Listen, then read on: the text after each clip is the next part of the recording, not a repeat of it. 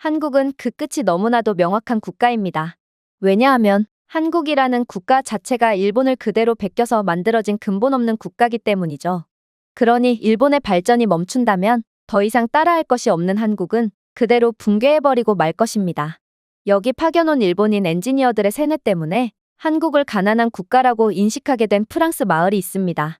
그런데 프랑스 공영방송에서 한국 관련 충격적인 영상을 공개하고 이 영상이 전 세계로 퍼져나가자 마을에서의 한국에 대한 여론은 180도 뒤집어졌다고 하는데요. 그렇다면 이곳에서는 대체 어떤 일이 있었던 것일까요? 안녕하세요. 저는 프랑스 출신의 클레어라고 합니다. 저는 항상 이성적인 여성이라고 생각했습니다. 어머니로서, 아내로서 말입니다. 그리고 무엇보다도 저는 자랑스러운 프랑스 시민이었죠. 민주주의를 발명한 국가, 그리고 세계적인 요리, 학자들, 사상자들을 탄생시킨 자랑스러운 국가 말이에요.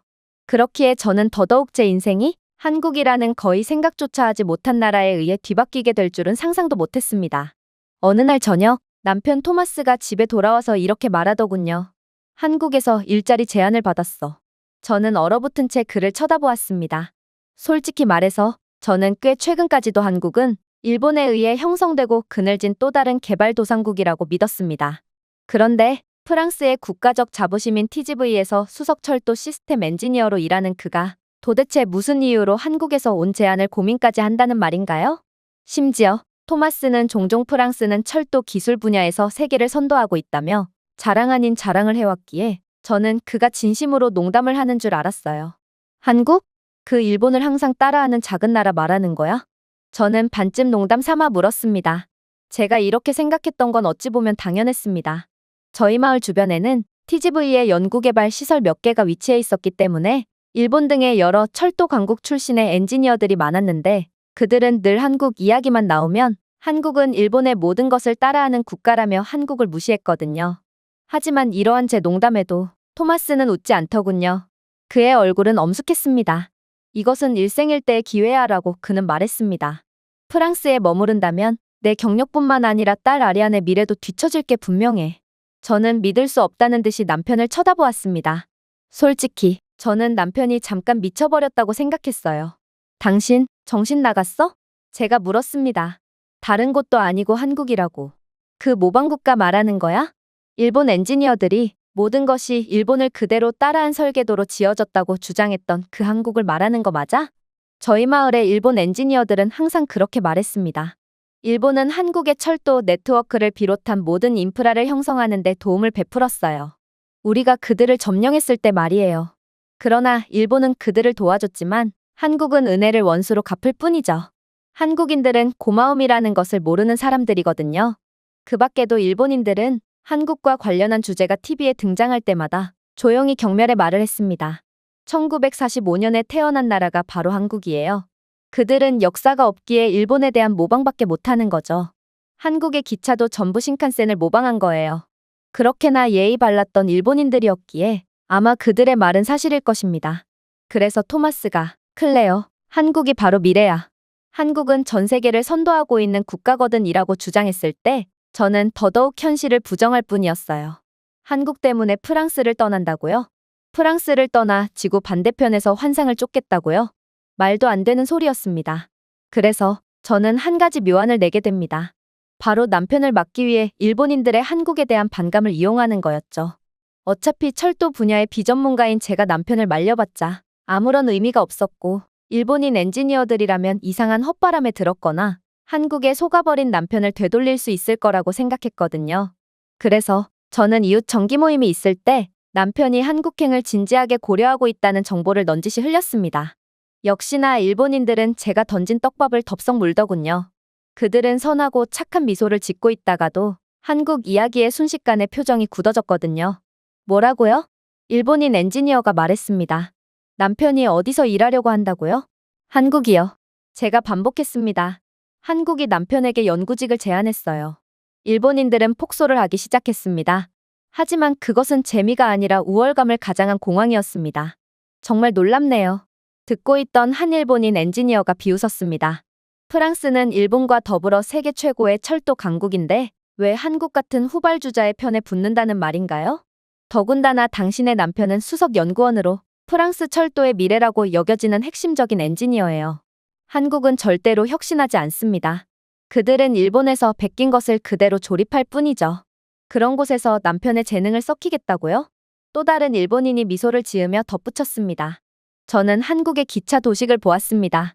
그들은 여전히 2002년에 일본이 버렸던 인터페이스 코드를 사용하더군요. 한국은 잘 쳐줘봤자 일본과 20년 이상의 기술 격차가 난다는 소리입니다. 이 일본인 엔지니어들은 단순한 외국인들이 아니었습니다. 이들은 세계에서 가장 존경받는 기차 제작 국가 중 하나에서 온 최고의 엔지니어들이었습니다. 그래서 저는 일본인들의 한국 비판에 남편도 정신을 차렸을 거라고 생각했어요. 하지만 남편의 반응은 정말 충격적이었죠.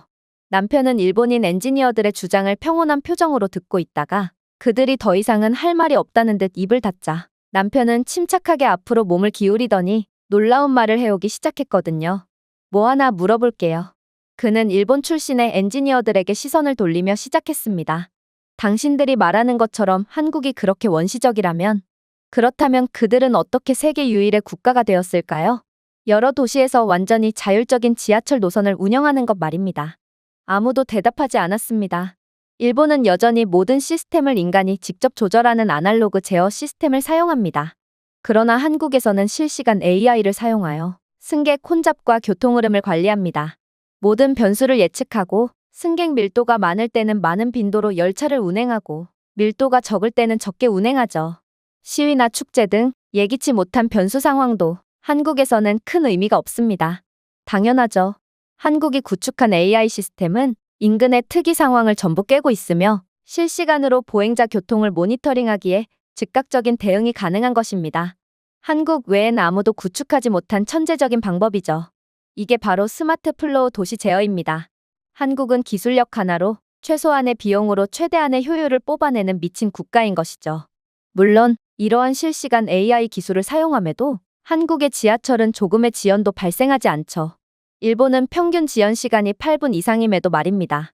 남편의 말에 일본인 기술자들은 그저 움찔거릴 뿐 아무도 대꾸하지 못했어요.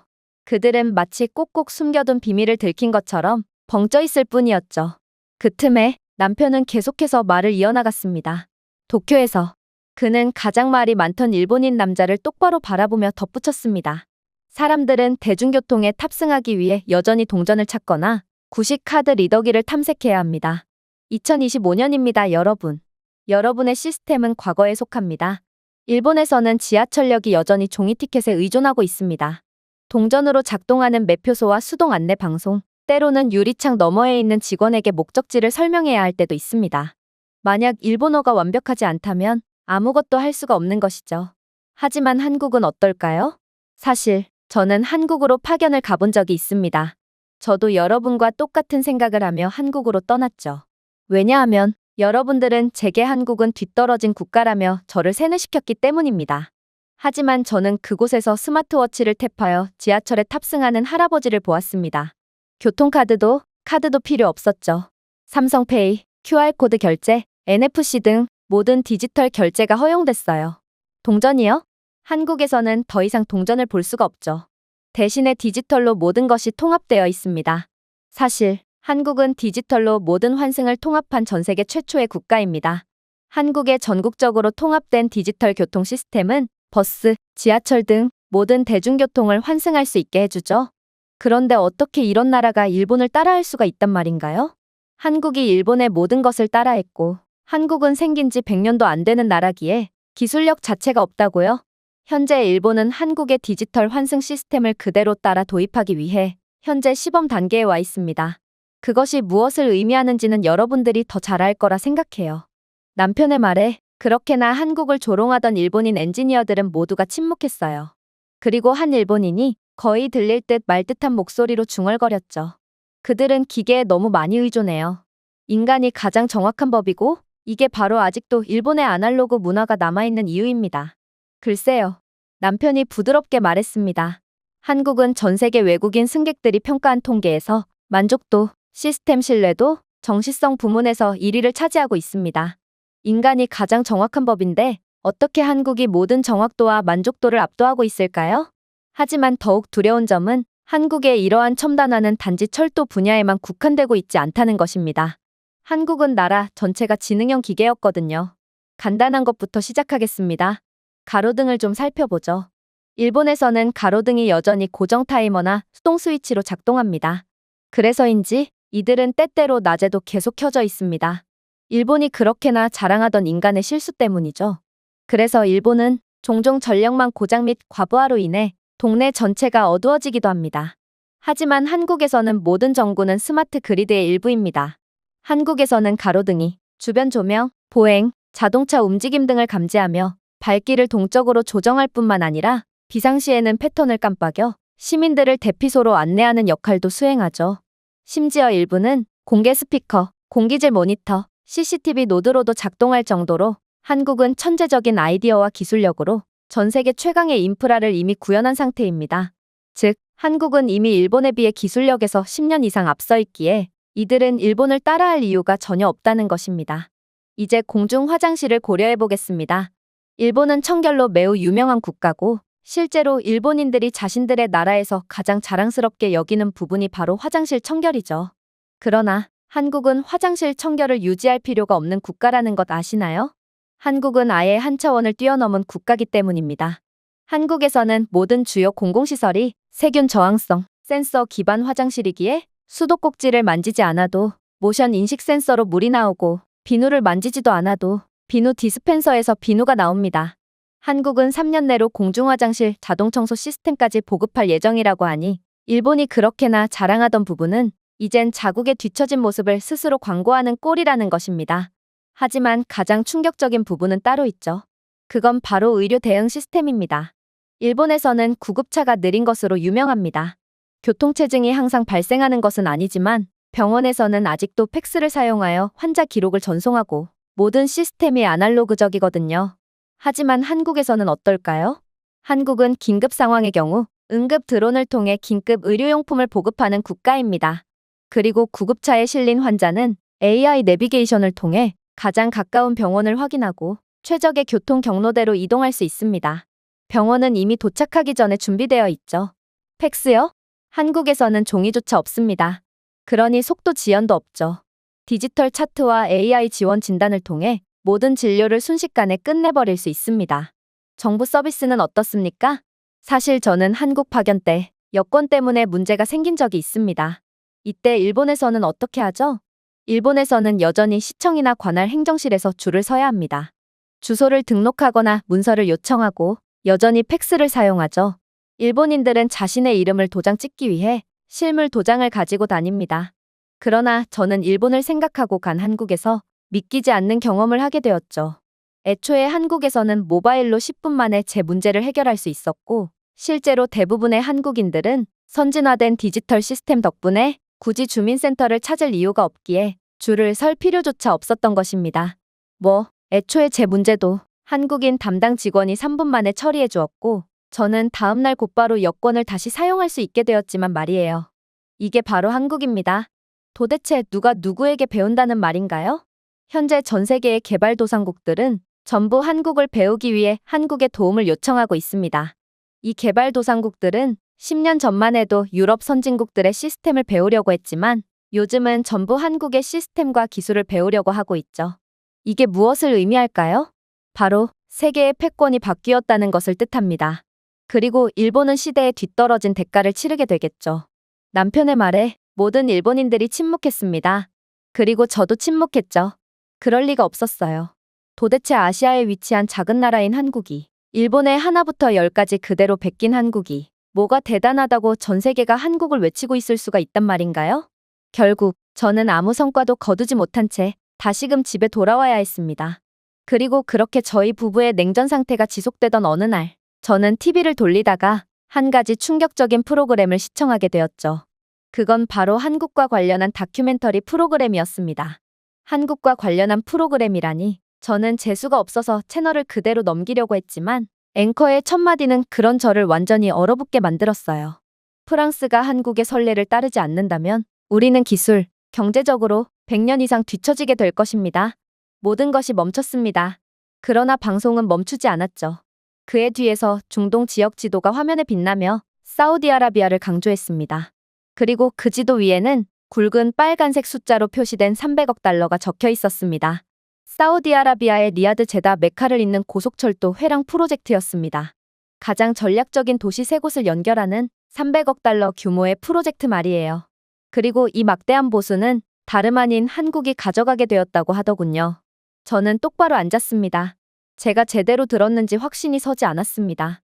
철도 기술은 분명 프랑스가 최고고 아니면 독일이나 일본이 사우디의 막대한 보수를 챙기는 것이 논리적으로 맞아 보였습니다. 하지만 모두의 예상을 깨고 한국이 모든 것을 챙기게 되었거든요. 분명히 합시다. 앵커가 계속 말했습니다. 이것은 단순한 기차 계약이 아닙니다. 이것은 가장 큰 인프라 거래입니다. 사우디아라비아의 현대 역사에서 가장 큰 거래라는 말이죠. 그리고 철도 공학의 전통적인 거인인 프랑스와 일본이었습니다. 이 거래의 가장 유력한 후보로 여겨졌던 국가들이죠. 세계적으로 유명한 TGV를 보유한 프랑스와 전 세계적으로 찬사받는 신칸센을 가진 국가들입니다. 아니, 이젠 찬사를 받았었다고 표현해야겠군요. 일본과 프랑스는 더 이상은 거인이 아니게 되었거든요. 왜냐하면 모든 기대와는 달리 이 프로젝트에서 승리한 것은 한국이기 때문입니다. 입이 벌어졌습니다. 그러나 제가 그러거나 말거나 방송은 계속되었고 이제는 역사적 맥락으로 넘어갔습니다. 20세기 대부분 동안 일본은 아시아의 기차 기술 시장을 지배했습니다. 신칸센 열차는 속도, 신뢰성, 안전성에 대한 글로벌 기준이었습니다. 오늘날에도 일본은 동남아시아와 전역의 철도 시스템을 수출하고 있습니다. 프랑스요? 우리는 유럽에서 고속철도의 선구자였습니다. 우리의 TGV는 세계 기록을 세우고 수십 개국에 영향을 미쳤습니다. 반면에 한국은 불과 20년 전에 이 게임에 진출했습니다. 2000년대 초반, 한국은 첫 KTX 열차를 만들기 위해 프랑스 기술에 의존했습니다. 초기 모델은 본질적으로 수정된 TGV였습니다. 프랑스 기술에 전적으로 의존하던 국가가 바로 한국이었다는 것입니다. 저는 얼굴에 약간의 미소가 떠오르는 것을 느꼈습니다. 아, 결국 이건 우연이었군요. 프랑스의 기술에 의존하던 국가가 20년 만에 프랑스를 능가하다니 이건 말도 안 되는 소리였거든요. 하지만 그때 앵커는 계속했습니다. 그러나 그 이후로 한국이 해온 일은 역사적인 일입니다. 한국은 철도 기술의 모든 부분을 토착화했을 뿐만 아니라 추진 시스템에서 안전 시스템, 진단 시스템에서 공기 역학까지 모든 기술에 대한 첨단화를 성공해내고 맙니다. 결국 한국은 현재 일본과 프랑스를 뛰어넘었습니다. AI 기반 자동화, 환경 적응, 그리고 건설 속도에서 말이죠. 영상이 이동했습니다. 터널을 활공하는 한국형 KTX3의 드론샷, 실시간 진단을 표시하는 대시보드, 그리고 바퀴를 검사하는 로봇팔 등 한국은 기술 애니메이션에서나 볼 법한 모습을 구현해 놓은 상태였어요. 결국 저는 완전히 넋이 나가버렸습니다. 한국은 도대체 어느 틈에 이 정도로 발전을 했다는 말인가요? 그때 오래된 영상이 재생되기 시작했습니다. 1950년대 서울의 흑백 이미지, 포장되지 않은 도로와 맨발의 아이들, 고장난 전차, 분유를 나눠주는 미군 병사들 등이 재생되었죠. 프랑스 앵커의 목소리가 돌아왔습니다. 우리는 종종 한국이 어디서 시작되었는지 잊어버립니다. 개발도상국 정도가 아니었습니다. 한국은 세계에서 가장 가난한 나라 중 하나로서 1960년대에 한국은 기차는커녕 자전거 하나조차도 만들 수 없었습니다. 강철이라는 재료 자체가 없었습니다. 중공업이요? 당시의 한국의 수준을 고려해 본다면 꿈만 같은 소리였죠. 연구소라는 것 자체가 없었거든요. 한국인들에겐 그저 배고픔, 잔해, 그리고 의지력만이 있을 뿐이었습니다. 다시금 화면은 한국의 초토화된 모습을 보여주었어요. 무너져가는 경부선 철도, 일본에서 수입한 녹슨 증기기관차, 깨진 선로 사이에서 놀고 있는 아이들을 말입니다. 당시 일본은 이미 전 세계에 기차 기술을 수출하고 있었습니다. 그들의 신칸센은 1964년 도쿄 올림픽에서 막 데뷔했습니다. 세계는 일본을 기술적 기적으로 찬양했습니다. 한편 한국은 당시 기차의 볼트를 제조할 능력조차 없었죠. 그러자 앵커의 어조가 바뀌었습니다. 하지만 여기서부터 한국은 그 누구도 쓰지 못한 이야기를 써내려가기 시작합니다. 1970년대 한국은 산업혁명을 시작합니다. 맨손으로 파낸 기차 터널과 다른 나라로부터 빌린 기계로 인프라 건설을 시작하죠. 모두가 비웃었습니다. 지금 연구를 하는 것은 너무 늦었으니 그냥 기술력을 수입하거나 대여하는 건 어떻겠냐며 말이죠. 그러나 한국은 꾸준히 정도의 길을 걸었습니다. 해체, 모든 나사, 모든 센서, 모든 용접 과정을 분석하고 개선하고 재창조했죠. 결국 한국은 TGV의 도움을 받아 KTX를 도입한 지 불과 12년 만에 KTX2를 개발해내고 맙니다. 한국의 첫 번째 100% 독자 개발 고속열차였죠. 해외 부품은 없었습니다. 아무에게도 도움을 받지 않았죠. 그저 한국인의 손, 한국인의 마음, 한국인들이 만든 강철로만 제작되었습니다. 그로부터 얼마 후인 2022년에는요. 한국은 KTX3를 공개했습니다. 최고 시속 430km에 실시간 AI 진단, 그리고 신칸센보다 에너지 효율이 30% 더 높은 그야말로 신칸센의 모든 부분을 능가하는 완벽한 상위호환의 기차입니다. 한때 중고 기관차를 구걸했던 바로 그 나라가 이제 더 빨리 달릴 수 있고 더 멀리 갈 수 있으며 더 오래 갈 수 있는 기차를 만들었습니다. 일본의 국가적 자부심이었던 철도는 이제 한국에 의해 완전히 침몰하고 만 것입니다. 어떻게 이런 일이 일어났을까요? 바로 한국은 안주하지 않았기 때문입니다. 한국은 한계를 받아들이지 않고 기꺼이 밤을 새우며 실력을 키웠거든요. 일본이 전통을 지키며 후퇴하는 동안 한국은 모든 것에 의문을 제기했습니다. 일본이 효과가 있는 것을 완성하는 동안 한국은 아직 존재하지 않는 것을 상상했습니다. 결국 기술 도둑으로 조롱받았던 한국은 새로운 혁신의 대가가 되어 전 세계 철도 사업을 집어삼키고 말았습니다. 사실 이번 사우디 프로젝트는 단순한 기술 수주가 아니었습니다. 사우디는 철도를 건설하기가 매우 까다로운 극악의 한계점들을 가졌고 결국 이건 막대한 보수금액뿐만 아니라 전 세계의 기술력으로 이름을 알릴 매우 중요한 기회라고 할 수 있었습니다. 이 프로젝트는 국가 교통을 현대화하고 사우디아지 순례자 인파를 간소화하는 것을 목표로 하고 있지만 사우디 사막의 극한의 열, 모래폭풍 환경과 같은 극한의 상황에 대한 복원 기술도 요구했거든요. 또한 사우디 노선은 종교여행 성수기 동안 수백만 명의 승객을 이동시켜야 하기에 철도의 효율적인 수용 능력이 필요함과 동시에 극한의 환경 조건도 견뎌내야 하는 매우 어려운 도전 과제를 해결해야만 한다는 것입니다. 당연히 이런 극악의 조건에 대부분의 국가들은 별다른 해결책을 제시하지 못했습니다. 신칸센과 TGV는 내구 조건을 충족하지 못했고 기술력 부족으로 인파 수용 문제도 해결하지 못했거든요. 그러나 한국은 믿기지 않는 모습을 보여주기 시작했죠. 일단 한국은 입찰 국가 중 유일하게 사우디 상황에 맞게 특별히 설계된 맞춤형 기능을 통합했습니다. 사우디의 섭씨 50도를 넘는 여름 평균 기온에 대해 다른 국가들은 아무런 대안도 제시하지 못했지만 오직 한국만이 섭씨 60도까지의 극한 온도에 대해 시험된 내성을 제공했거든요. 사실 이러한 사우디의 극한의 기온은 절대로 해결책이 없을 것처럼 보였습니다. 뜨거운 열로 인해 철로가 확장되고 변형되어 탈선 및 서비스 중단의 위험이 증가하는 문제는 아직까지 그 어떠한 국가도 특별한 해결 방안을 내지 못한 상태거든요. 그러나 한국은 달랐어요.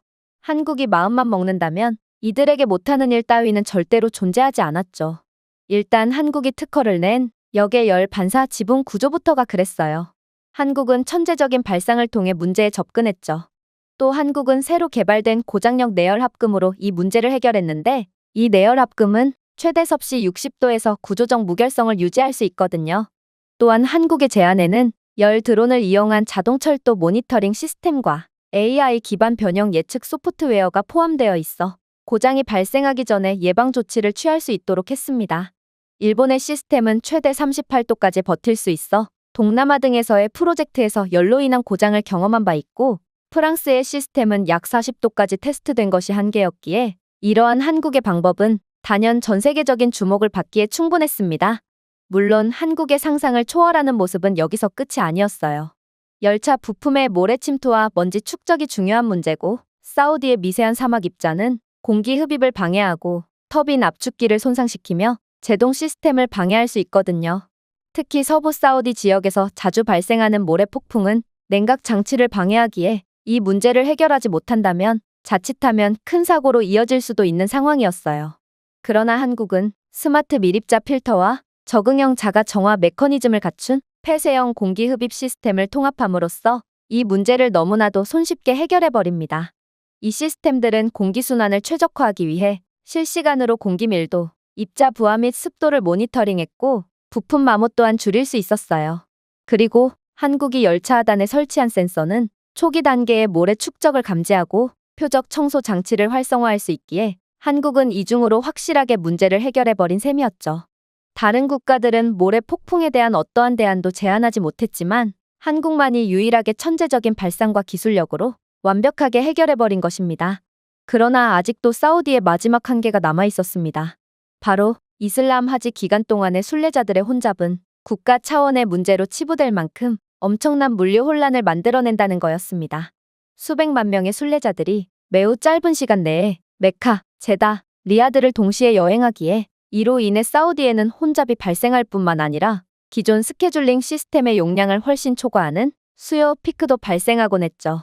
이에 대해 프랑스와 일본은 고정 간격 시스템과 정적 군중 통제 인프라를 제안했습니다. 그러나 한국은 이러한 프랑스와 일본의 해결책을 마치 10년 전에나 볼 법한 구시대적인 방법으로 만들어버렸죠. 바로 한국은 실시간 승객 데이터를 기반으로 열차 운행 빈도를 조정하는 AI 기반 동적 배차 모델을 제안했기 때문입니다. 이 시스템은 사람의 입력 없이도 피크 시간대에 열차 간격을 유동적으로 조절할 수 있었고, 또한 한국은 예측 경로, 실시간 군중 히트맵을 갖춘 스마트 스테이션 인프라를 제공했습니다. 당연히 이러한 방법은 매우 신뢰도가 높았습니다. 이건 바로 서울 메트로에 그대로 사용되고 있는 방식이었거든요. 여기에 한국의 KTX3는 최고 시속 430km의 운행 속도를 제공하지만 일본의 제한은 시속 360km로 제한되었고 프랑스의 모델은 시속 350km로 더더욱 제한되었기에 한국은 그야말로 사우디에 도저히 극복할 수 없을 것처럼 보였던 문제를 완벽하게 해결함으로써 기존의 철도 강국들을 완전히 바보로 만들어버린 것입니다. 그러나 더 놀라운 점은 따로 있습니다. 한국은 철도 건설에 대한 유지 비용 및 건설 비용까지 대폭 절감시키며 사우디로 하여금 한국을 선택하지 않으면 안 되게끔 만들었기 때문입니다. 일단 한국은 철도에 대한 유지 보수를 자동화해 놓은 전 세계 유일한 국가로 자신들이 가진 최첨단 기술력으로 전 세계에서 가장 큰 수혜를 받고 있는 국가라고 봐도 무방합니다. 한국의 KTX3는 자율적으로 유지 보수를 감지하고 스케줄링할 수 있는 실시간 AI 진단 시스템을 포함하고 있거든요. 결국 한국을 선택한다면 사우디는 3,000개 이상의 온보드 구성 요소에 대해 사람의 정기 점검 없이 철도를 유지할 수 있기에 그만큼 운영 중단 시간 및 인건비에 대해 상당한 이익을 볼 수 있다는 것입니다. 배송 시간도 중요했죠. 한국은 6년 이내에 완전한 배송을 약속했지만 일본은 10년을 예상했고 프랑스는 11년을 예상했거든요. 사우디아라비아는 이미 국가 변혁의 이정표를 앞두고 주요 인프라를 완성해야 한다는 압박을 받고 있습니다. 그러니 한국의 타임라인이 훨씬 더 현실적이었던 것입니다. 물론 일본과 프랑스의 예상 시간은 도저히 믿을 수 없다는 것도 한국이 유리한 고지를 점한 이유가 됩니다. 이들은 평균 지연 시간 30%를 보이며 도통 약속을 지키지 않는 것으로 악명 높거든요.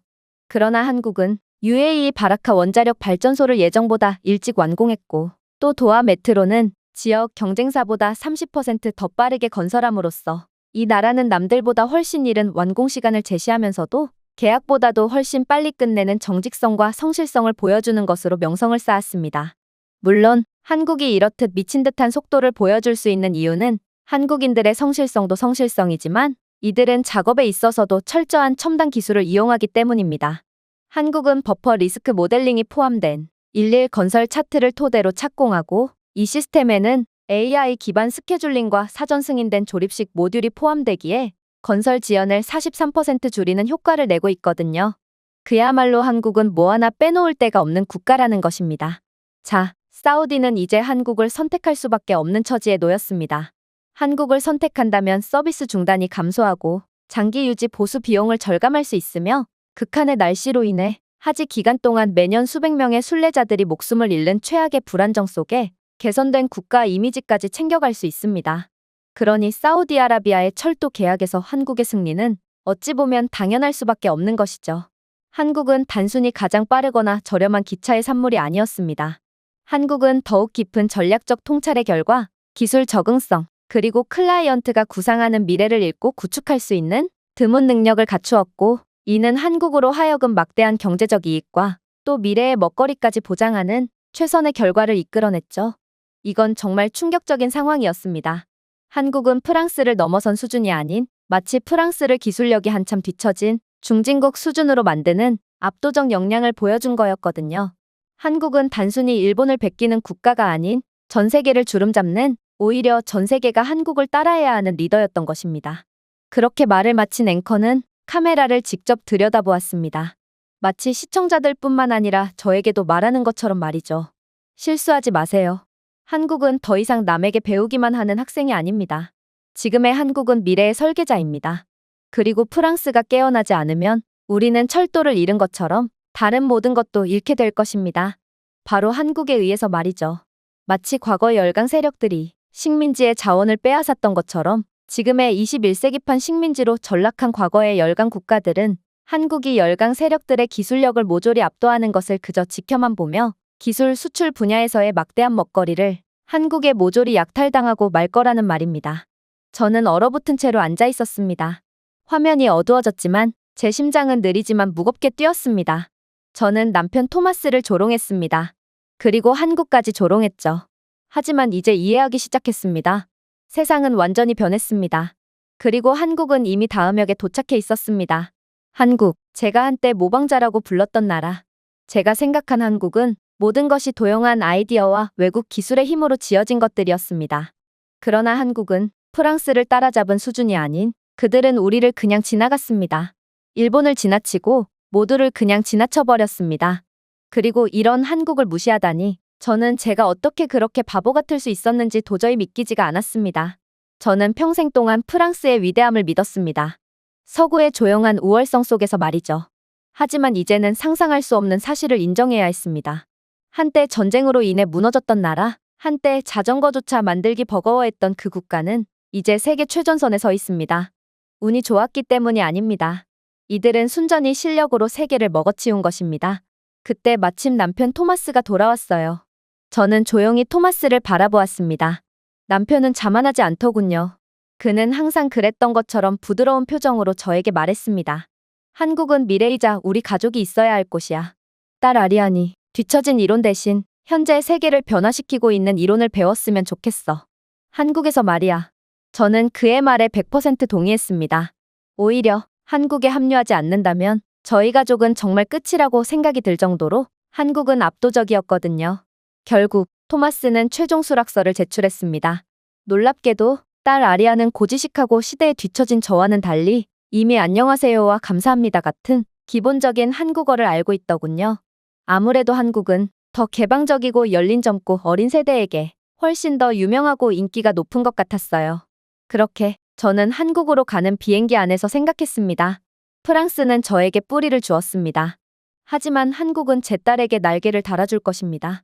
제 생애 처음으로 저는 중대한 결정을 내리면서도 뒤를 돌아보지 않았습니다. 그만큼 한국이라는 나라에 대한 확신을 가졌거든요. 저는 회의론자나 비평가가 아닌 한국의 열렬한 신자로서 한국으로 향했습니다. 제가 준비해온 내용은 여기까지입니다. 끝까지 시청해주셔서 진심으로 감사드리며 여러분들의 구독과 좋아요, 알림 설정은 영상 제작에 큰 힘이 됩니다. 이상 세모튜브였습니다.